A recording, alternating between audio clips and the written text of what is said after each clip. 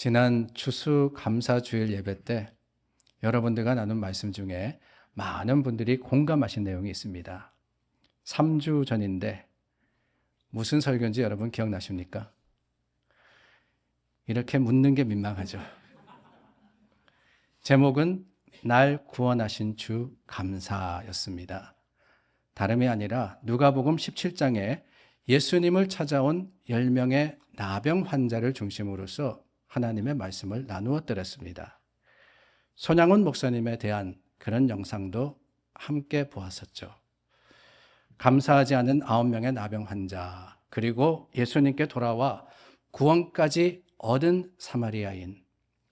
많은 분들이 공감하신 부분은 실은 이 예화에 대한 이야기도 아니고 우리가 감사해야 한다는 교훈도 아니었고 복의 근원 대신 예수님을 더욱 사모하자라는 도전도 아니었습니다. 많은 분들이 동감하신 내용은 다름이 아니라 예전에 장사가 잘 안 될 때 기억해 보십시오. 그때나 지금이나 여유가 없기는 마찬가지 아닙니까? 들어오는 것은 많은데 나가는 것도 역시 많아서 그게 그겁니다 했던 바로 그 말에 정말 그렇습니다 라고 공감을 해 주셨습니다.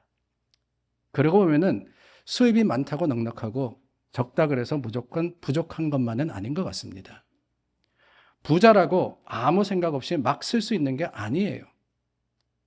가만히 보면은 어느 누구나 다 고민하고 늘 빠듯하게 살아가는 것, 그게 우리 삶의 모습이 아닌가라는 생각이 들 때가 참 많습니다. 호황일 때도 그런데 하물며 요즘처럼 불경기 때는 더더욱 그렇지 않습니까? 넉넉하다라고 하시는 분이 아무도 없어요. 아침에 눈을 뜨면 두려운 소식들이 들려오고 세상과 사회가 돌아가는 이야기를 들으면 마음 한구석이 불안해집니다. 어제만 해도 한 대학교에서 총기 사건이 나서 젊은 청년들이 사망하고 다쳤습니다. 물가는 오르는데 수입은 그대로이고 세상은 점점 더 복잡해져만 가고 앞으로의 일은 예측할 수가 없습니다. 저와 여러분들이 살아온 시대만 그래도 그렇지만은 우리 자녀가 살아갈 세상은 걱정되는 정도가 아닙니다. 무섭습니다. 얼마 전에 큰애가 그러는 거예요. 아빠, AI가 나온 지 얼마 된지 아세요? AI가, 여러분 요즘 AI 많이 이야기하잖아요. AI가 나온 지 얼마 되었느냐. 자기가 교수님에게 본격적으로 AI에 대해서 들은 게 3년밖에 안 됐다는 거예요. 3년밖에. 그런데 이제는 웬만한 것은 다 AI가 할 수 있습니다. 전에는 사람이 오류를 점검해야 했었는데 이제는 사람의 오류를 AI가 정확하게 점검할 수 있는 그 정도가 됐다라고 합니다. 그러고 보면은 여러분 유튜브 많이 보시잖아요. SNS에 나오는 영상들, AI가 만든 영상들이 실제 영상과 거의 분별할 수 없을 정도로 정교해졌습니다. 불과 5년 전에 정말 인기 있고 전망 좋다라고 했던 직업들 다 저희 아이의 표현에 의하면은 망했답니다. 망했답니다. 앞으로 어떻게 될까? 두렵지 않으십니까? 서로 경쟁하는 것만이 아니라 그것도 힘든데 이제는 기계와도 우리가 경쟁해야 하는 그런 시대가 오고 있는 거예요. 앞으로 뭘 하며 살아갈까? 내 직장은, 가정은 괜찮을까? 내가 가는 이 길이 맞는 길일까? 이런 생각이 떠오를 때마다 마음은 흔들리고 믿음은 위축되며 두려움으로 인해서 어깨가 움츠러집니다. 그러나 여러분, 그럴 때일수록 우리가 굳게 붙잡아야 할 진리가 있지 않습니까? 그것은 다름이 아니라 지금도 변함없는 사랑으로 우리를 붙드시는 하나님이 우리에게 있다라는 사실입니다. 우리는 그 하나님, 변치 아니하시는 아버지를 붙들고 있는 사람입니다. 우리 하나님은 결코 하나님의 자녀를 버리지 않으시는 분이세요. 잊지 않으십니다. 우리 필요를 너무나도 잘 아시고 그분의 때, 그분의 방법으로 우리의 삶을 채우십니다. 그리고 하나님은 우리가 단지 하루를 버텨내는 그런 인생을 살기를 원하시는 게 아니에요. 그저 어떻게 해서든 하루 살아가고 그게 하나님의 방법이 아니라는 겁니다. 늘 부족하고 빠듯하고 염려와 걱정으로 가득하도록 우리 삶을 만드시지 않았습니다. 오히려 하나님은 우리가 기쁨과 감사로서 풍성함이 흐르는 넉넉한 인생을 살기를 원하십니다. 오늘 저희가 나눈 성경 말씀이 바로 그 약속이에요. 여러분들에게 익숙한 말씀이죠. 목사님들이 자주 인용하는 말씀입니다. 언제 쓰시느냐? 헌금하십시오 라고 할 때 말입니다. 하나님은 즐겨내는 자를 사랑하시느니라. 아멘이 안 나오네요. 11절 말씀에도 보니까 단도직입적입니다. 연보라는 단어가 나오잖아요. 바울이 고린도 교인들에게 교회와 사역을 위해서 드려라 하는 권면의 말씀 맞습니다. 그러나 부담스러워하지 마십시오. 오늘 제가 헌금에 대해서 이야기하려는 게 아니에요. 물론 기쁨과 감사로 하나님의 교회를 위해서 드리는 것, 성도의 책임이자 자랑이 되어야 됩니다. 그러나 그보다 오늘은 본문에 나오는, 반복되어 나오는 형용사를 여러분들께서 주의해서 보시기를 바랍니다. 넉넉한, 넘치게, 풍성하게, 더하게. 바울은 드리려면 인색함이나 억지가 아니라 넉넉하여 넘치게 하라고 말씀을 하시는 거예요. 그런데 여러분, 여기 중요한 사실이 있습니다. 오늘 말씀 중에 가장 핵심이 뭐냐? 10절입니다. 10절. 심는 자에게 씨와 먹을 양식을 주시는 이가 너희 심을 것을 주사 풍성하게 하시고 너희 의의 열매를 더하게 하실 것이다 라고 하셨어요. 하나님이 풍성하게 더해 주시기 때문에 우리도 그럴 수 있다. 그러해야 한다 라고 하는 것이지요. 받은 것은 적은데 많이 내라고 하는 게 아닙니다. 하나님은 풍성함의 하나님이시며 우리의 필요와 사역을 위해서 넉넉하게 채워주신다라고 선포하십니다. 하나님은 우리를 형통하게 하시는 분이시며 준비한 넉넉함의 은혜로 우리 삶에 임하시기 때문에 그 하나님이 임하시는 곳에는 체험이 있는 거예요. 하나님이 함께 하시면 깨어졌던 것이 회복됩니다. 하나님께서 역사하시면은 막혔던 곳에 길이 뚫리고 잃어버렸던 기쁨을 우리가 다시 넉넉하게 회복할 수 있는 거예요. 그게 오늘 주신 말씀의 약속입니다. 그러므로 여러분, 우리는 풍성함을 기대하고 넉넉함을 위해서 하나님께 기도해야 하는 거예요. 현실이 그렇지 않다 그래서 실망하고 포기할 것이 아니라 하나님께서 더해 주실 것이라는 그 믿음을 가지고 확신해야 합니다. 풍성함을 구하는 기도. 그러므로 여러분, 그런 기도는 믿음의 표현이 아닌가라는 생각이 들어요. 많은 분들이 이렇게 생각하시죠. 하나님께 풍성함을, 하나님께서 내게 필요를 채워주시기를 구하는 것은 세속적이다라고 말입니다. 믿음 있는 사람은 적게 가져도 궁핍해도 만족해야 한다. 물론 그러면 좋은데 그것만이 하나님의 뜻은 아닙니다. 하나님은 우리가 늘 궁핍하거나 부족하기를 원치 않으세요. 하나님은 우리를 채우기를 기뻐하시는 분이십니다. 하나님의 백성이 늘 부족하여서 쪼달려서 힘들어하는 것을 보기 원치 않으시고 넉넉함으로 채워주시는 것이 우리 하나님의 능력이라는 거예요. 그래서 성경은 하나님을 엘샤다이라고 표현합니다. 엘샤다이. 엘샤다이의 뜻은 전능하신 하나님입니다. omnipotent. 전능하신 하나님. 못하시는 것이 없으시다는 거죠. 그런데 여러분, 이 엘샤다이라는 이름이 어디에 나오느냐? 대부분 창세기에 나오는데 그 상황을 보니까 하나님께서 아브라함, 이삭, 야곱, 요셉에게 주신 약속을 이루시겠다고, 내가 복을 내리겠다고, 그 모든 것들을 완성하겠다고 선포하실 때 이 이름을 쓰셨습니다. 내가 엘샤다이라고. 그러므로 여러분, 엘샤다이는 그저 초월적인 능력만을 의미하는 것이 아니라 충분하신 하나님, 넘치도록 공급해 주시는 하나님을 뜻하는 거예요. 그분은 우리의 부족함을 통해서만 저와 여러분들을 연단하지 않으십니다. 오히려 풍성함 속에서도 우리를 훈련시키세요. 왜냐? 그 풍성함으로 우리가 나누기를 바라시고 그 나눔이 사랑의 증거가 되기를 원하시기 때문에 그렇습니다. 그래서 하나님이 우리를 채워주시는 거예요. 누리라고 주시는 게 아니고요.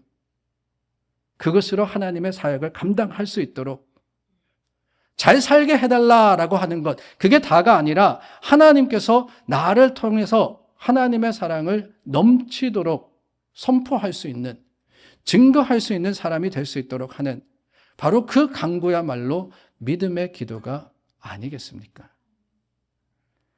그러고 보면 진정한 풍성함은 바로 그런 게 아닐까요? 지갑에 있는 게 아닙니다. 가지고 다니는 지갑에 100불짜리 두둑이 넣어뒀다 그래서 넉넉하다. 그게 아니라 하나님을 신뢰하는 마음이 넉넉함입니다. 넉넉하다, 빠듯하다. 흔히 소유를 생각하는데 그게 아니라는 거예요. 진정한 넉넉함은 소유가 아니라 결국에는 믿음에 달려 있습니다. 하나님을 믿고 하나님이 내 필요를 채우실 것이라는 것을 확신하면 마음이 어때요? 넉넉해지는 거예요. 그러나 그렇지 못하면 아무리 많은 것을 가지더라도 불안할 수밖에 없습니다. 내가 가진 것을 빼앗길까? 잃을까? 혹시라도 무슨 사고라도 생기지 않을까? 그러므로 여러분, 넉넉하다, 넉넉지 않다라는 것은 결국에는 믿음이 관건이라는 사실을 기억하시기를 바랍니다. 진정한 넉넉함은 하나님께 있는 거예요. 하나님은 믿는 자들에게 그 넉넉함의 평강으로 채우시겠다라고 약속을 하셨습니다. 잠언 10장 22절입니다. 여호와의 복은 사람으로 부하게 하고, 그렇죠. 하나님께서 우리에게 복 주시면 우리가 넉넉해지는 거예요. 그런데 그게 다가 아닙니다. 근심을 겸하여 주지 아니하시느니라. 하나님의 주시는 복은 아무리 많아도 우리 마음이 불안하지 않다는 거예요. 세상의 복은 그렇지 않지 않습니까? 늘 조건과 부담이 따라옵니다. 겉으로는 부유해 보이지만 그 안에는 시기와 피로, 걱정이 함께 있을 때가 너무나도 많아요. 지갑은 채워졌는데 마음은 여전히 허전하게 살아가는 사람들이 얼마나 많이 있습니까? 판은 커졌는데요. 그만큼 잠들지 못한다라고 하시는 분들이 있습니다. 부족하고 빠듯하고 없어서가 아니라 있어서도 그렇더라라고 하는 거예요. 하지만 여러분, 하나님의 복은 다릅니다. 하나님의 복은 다릅니다. 하나님의 복은 평강입니다. 하나님의 복은 쉼입니다. 만족입니다. 걱정하면서 누리는 것이 아니라 평안 가운데 누리는 하나님의 은혜, 그것이 바로 하나님께서 주시는 넉넉함, more than enough가 아닐까요? 우리 하나님 그런 분이십니다. 우리 하나님 그런 분이세요. 요한복음 10장 10절 말씀해 보니까 예수님께서도 말씀하시죠. 내가 온 것은 양으로 생명을 얻게 하고 더 풍성히 얻게 하려는 것이라. 그냥 생명, 구원, 그것만이 아니에요. 예수님은 이 땅에 우리를 풍성하게 하려 오셨다고 말씀하셨습니다. 단순히 생존하는 그 삶을 살게 하시는 것이 아니라 풍성한 삶을 누리게 하신다. 선포하십니다. 더 풍성히 얻게 하려 하는 것이라. 이 헬라어 원문의 풍성이라는 단어는 페리소스입니다. 근데 이 단어는요, 단순히 조금 더 많다라는 뜻이 아니에요. 그 안에는 상상을 초월하는 풍성함, 넘치도록 흘러나오는 충만함이라는 의미가 담겨져 있습니다. 그러니까 예수님께서 베풀어 주신 구원은 뭐냐? 우리가 생명으로 옮겨졌다 그랬는데 그것은 안 죽었다, 이게 다가 아니라는 거예요. 뭐냐? 하나님의 주시는 십자가의 구원은 우리로 하여금 넘치는 삶, 살았습니다, 감사합니다, 이게 다가 아니라 그 삶을 통해서 하나님께서 우리에게 허락하시는 충만함과 넉넉함과 풍성함의 자랑이 있도록 주님께서는 약속하시고 이루어 주시는 거예요. 이게 바로 페리소스입니다. 이게 바로 페리소스예요. 그러고 보면은 예수님의 사역은 늘 그랬습니다. 항상 충만함과 넘침이 있었어요. 예수님의 기적에는 언제나 여유가 있었고 넉넉함이 있었습니다. 예수님께서 베풀어 주신 첫 번째 기적, 그렇죠, 가나의 혼인잔치, 물로 포도주가 되게 하십니다. 잔치집에서 포도주가 떨어졌다라고 하는 것은 그 당시에는 큰 수치와 부끄러움이었습니다. 그런데 예수님은 단지 체면을 세울 정도로 포도주를 만드신 게 아니에요.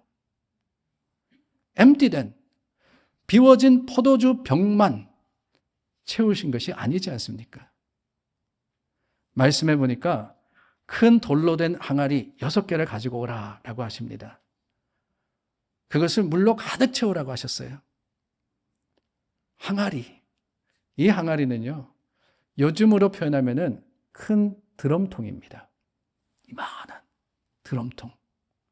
거기를 가득 채우라고 하시는 거예요. 오늘날로 계산하면 그 양이 얼마나 되느냐? 한 120갤런 정도가 됩니다. 120갤런. 그걸 포도주가 되게 하신 거예요.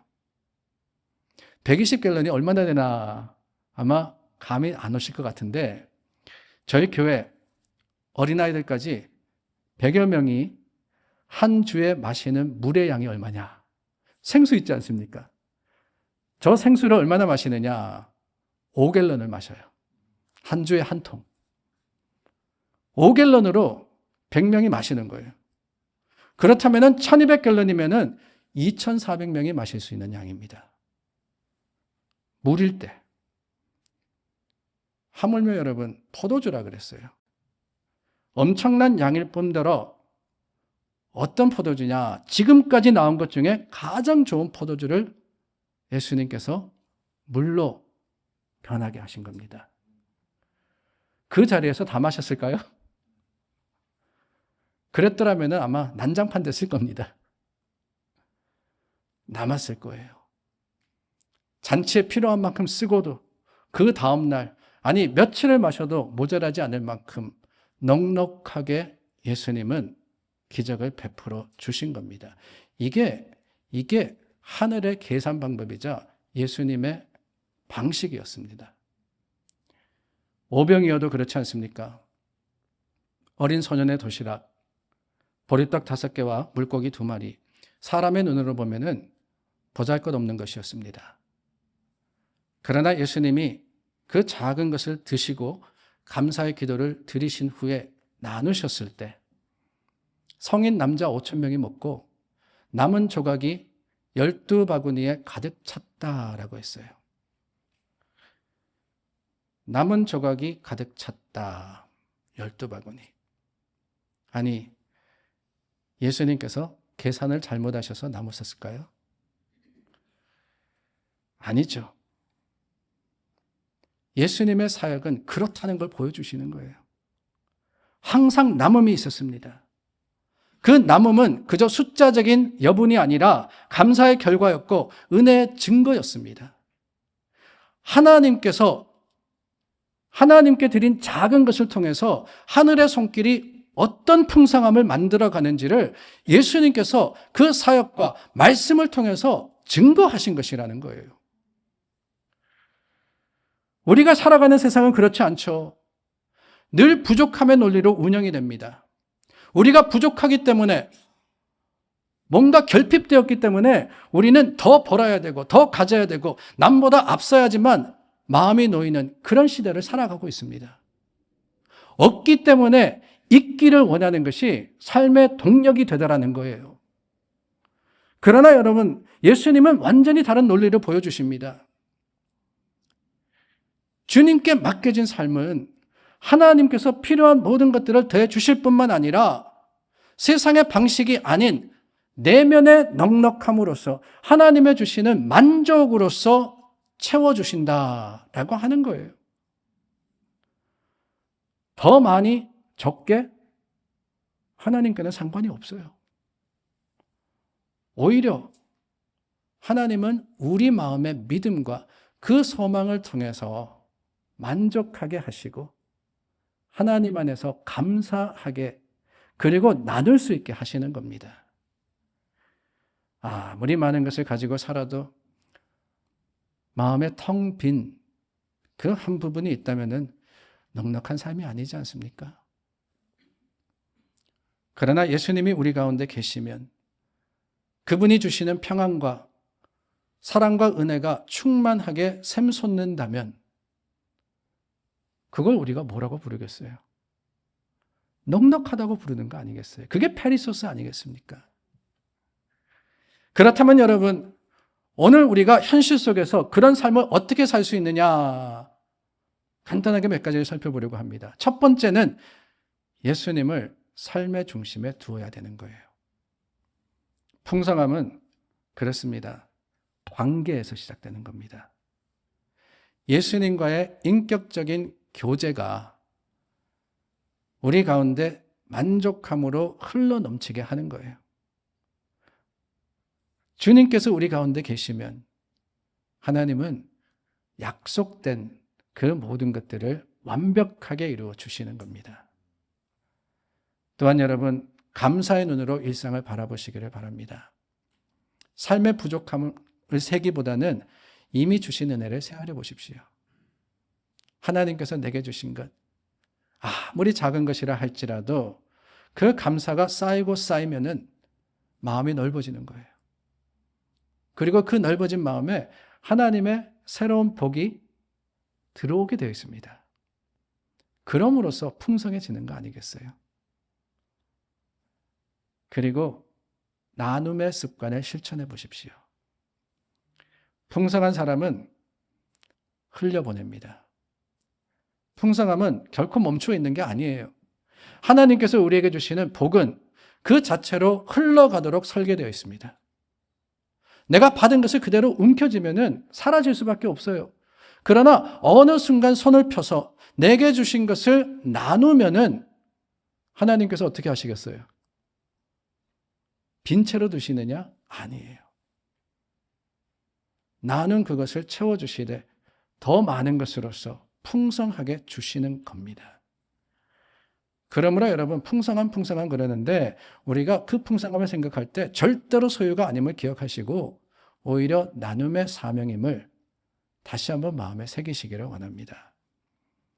잠언 11장 말씀에 이렇게 선포를 하십니다.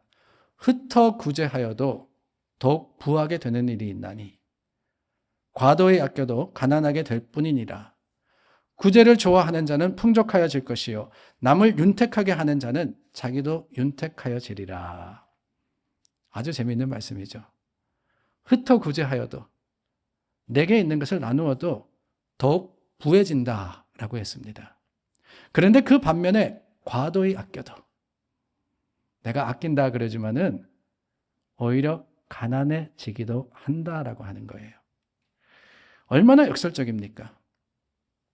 세상은 모으는 게 부자다라고 하지만 성경은 나누는 자가 풍성하다고 하시는 거예요. 흩는 자가 더 부하게 되고 아끼는 자는 가난하게 된다. 사랑하는 여러분, 우리는 차갑고 어두운 시대를 살아갑니다. 그러나 적어도 우리 마음은 믿음의 넉넉함과 따스함으로 가득하기를 원합니다. 받은 복을 세어보며 감사하기를 바랍니다. 늘 부족하다고 불평하는 것이 아니라 하나님께서 내게 주신 사명이 무엇인지, 하나님께서 나를 위해서 예비하신 것은 어떤 것인지를 기억하고 감사하며 찬양하는 믿음의 사람들이 되기를 바랍니다. 그 감사가 우리에게서 교회로 또한 세상으로 흘러나누어질 때 하나님께서 더욱 넉넉하게 하시고 저와 여러분들의 삶을 페리소스, 풍성히 하실 것을 믿고 확신합니다.